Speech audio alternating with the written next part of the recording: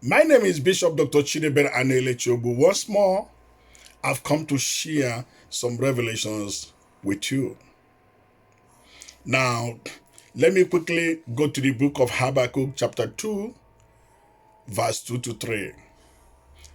Now, and the Lord answered me and said, write the vision and make it plain upon tables, that he may run that readeth it. For the vision is yet for an appointed time, but at the end it shall speak and not lie. Though it tarry, wait for it, because it will surely come, it will not tarry. Now, speaking about vision, a vision is like a dream house until you begin to invite the architect to design what you saw. Because you have to tell the architect what you want, and that's what you saw. That's the only time they will begin to plan the foundation, begin to lay the bricks until it comes to the lintel, then the roofing, then the zinking, then the ceilings, the windows and the fitting of doors can then come in, then the plastering of the house before the paintings. Now, because you saw it and the architect had to design according to your specification what you saw. The only man who saw the dream is the one that knows what he saw and what he is commanded to build. Many times we think that the best administrators are the ones that come managing every outfit when it has been put into place. Rather, the best administrator is the one that saw it, the one that saw the vision and put it into place. Let me quickly go to the book of Daniel, chapter 10, verse 5 to 7. Now it says, then I lifted my eyes and looked, and behold, a certain man clothed in linen, whose waist was girded with gold of Ophir. His body was like berry, his face like the appearance of lightning, his eyes like torches of fire, his arms and feet like burning bronze in color, and the sound of his words like the voice of a multitude. And I, Daniel, alone saw the vision. For the men who were with me did not see the vision, but a great quaking fell upon them, so that they fled to hide themselves. And I, Daniel, alone saw the vision.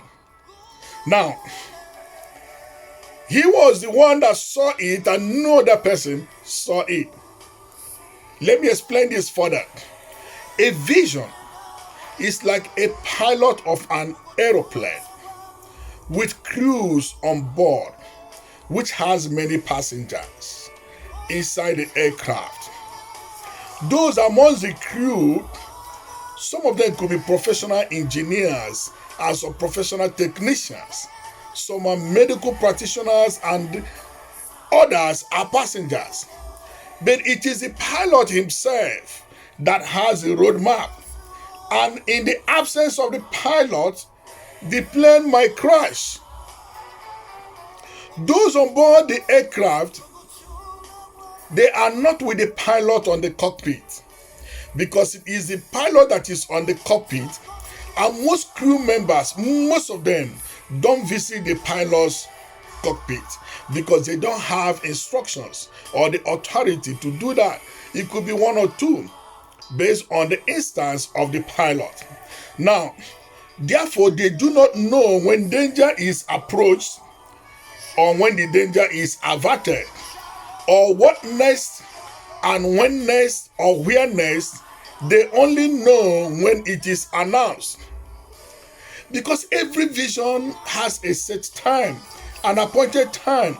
So it does not come as a surprise when a crew member or passenger or follower, out of impatience and frustration, walks out on you because they do not understand what next, when next, and where next you are going, nor understand why the danger, why the sacrifice, why the speed, why the time, and the distance that should be covered, because they do not understand it. Now, you have the roadmap, and they are only sitting on the passenger seat, only to be instructed to open and close the window shutters, fasten their seat belts, take breakfast, take lunch and dinner, and can only be allowed to go to the toilet. They cannot see from the cockpit, because you see from the cockpit and you have the roadmap, you know where you're heading to, what is actually happening, but they do not know. They're only sitting, fasten their seat belts, enjoying, because they do not understand. There may be some of the people inside the aircraft, which I call vision. They might be there with you, who acceptably may be better or more capable according to their understanding to handle the vision. But when another person takes over from the pilot forcefully, or by persuasion, or by manipulation, it becomes a hijack. And the flight is always diverted to another route from its original route. Once a plane is taken over by another person, which is not the pilot, forcefully or persuasively or by manipulation, is a hijack and is heading to an entire different route from the original planned route which you have made. There's a divine force behind every vision. So people that hijack visions always fail from the original concept of the vision, because it has a divine mandate. Take yourself to be a pilot and the aeroplane as your vision.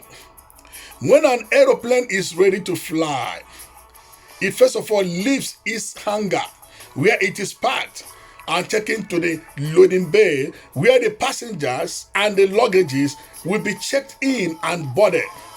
After the checking in and after the boarding in, the plane closes the door. As soon as the plane closes the door, the aeroplane becomes pregnant for a mission.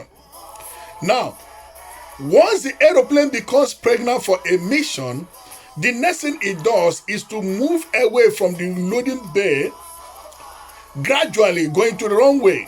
It moves away from the rest of the aeroplanes, from every obstruction, from every hindrances, everything that can obstruct it to fly. It goes alone. Now, while on the runway, it's alone.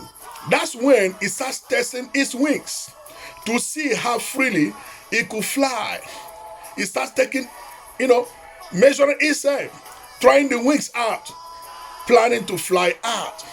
Now, I can tell you, this is how everyone with a vision and a mission gets ready to implement his or her vision.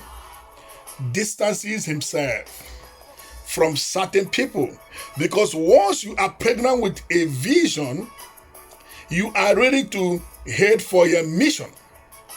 And it's not everyone that you can carry along, and you can't be in a crowd. So it's always easy or advisable for you to distance yourself from distraction and the obstruction. Hey, I tell you right now, I command you to take hold of your vision, because it's a divine assignment. God bless you.